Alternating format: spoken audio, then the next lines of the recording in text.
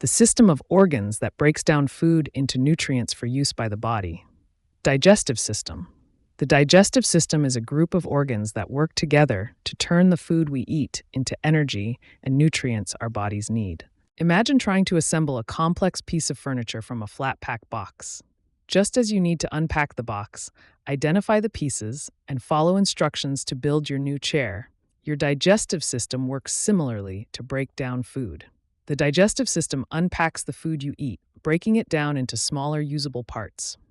Nutrients. Just like you break down the furniture parts to fit them together.